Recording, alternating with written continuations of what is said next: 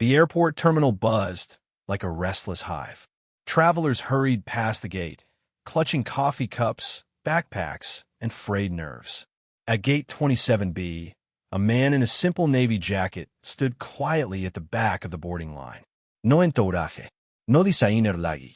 No obvious signs of power or wealth. His name was Daniel Hayes. To most people here, he looked ordinary, maybe even a little tired. As the line moved forward, the gate agent's smile hardened. "Sir, can I see your boarding pass again?" Daniel handed it over politely. She scanned it, frowned. "Sir, you're in first class. This line is for economy passengers." "I know," Daniel replied calmly. "But they told us to line up together." She glanced at his worn shoes, the faded backpack on his shoulder, then back at the screen, doubt in her eyes. "Please step aside. We'll sort this out." People in line stared. A businessman whispered to his wife. A teenager laughed. Daniel stepped aside without complaint. Minutes later, the gate supervisor arrived. Sharp suit, impatient voice. "Sir, we've upgraded several passengers today. First class is full." Daniel stayed calm. "But I didn't get an upgrade. I bought this ticket." The supervisor crossed his arms. "Do you have proof?" Daniel pulled up the confirmation on his phone. The supervisor barely glanced at it. "Sir, with respect, this seat is for premium passengers. We're going to reassign you to economy, or you can take a flight tomorrow." Gasps ripple through the waiting passengers. Someone muttered, "Yeah, right. He probably used points or something." Daniel's jaw tightened, but he nodded. "If someone else needs the seat more, I can wait." The supervisor sighed with relief. Security escorted Daniel away. No shouting, no anger, no argument, just quiet dignity. Inside the cockpit, Captain Morgan adjusted his headset. "Everything ready?" "Almost," the co-pilot replied. "We had a situation. Some guy pretending to have a first-class ticket." Captain Morgan shrugged. He'd heard it before. People lied, exaggerated, demanded. Passengers settled. Doors closed. The plane rolled out. 30 minutes into the flight, turbulence shook the cabin. Then the intercom chimed. "Captain, you need to see this," the head flight attendant whispered through the cockpit door.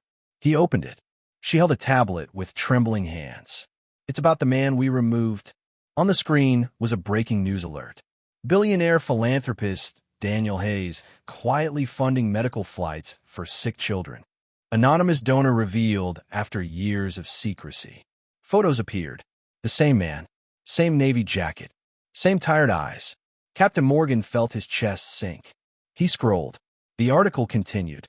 Hayes avoids attention, rarely flies private, donates millions to support emergency flights, school scholarships, and disaster relief. Known for dressing simply and refusing special treatment. And then the dagger. Today, he was reportedly removed from a commercial flight after staff assumed his ticket was fake. The captain swallowed hard. He remembered the turbulence, the worn shoes, the quiet respect. He would have been sitting right there, the co-pilot whispered, pointing to the empty first-class seat reserved for last-minute VIPs. The plane felt colder. Hours later, when Captain Morgan landed, reporters waited at the airport. The airline had already issued a statement blaming miscommunication, but the truth lingered like guilt. Captain Morgan tracked Daniel down outside the terminal. He sat alone on a bench, watching planes lift into the sky. "Mr. Hayes," the captain said softly, "I'm so sorry." Daniel looked up and smiled, gently. "It's all right, Captain.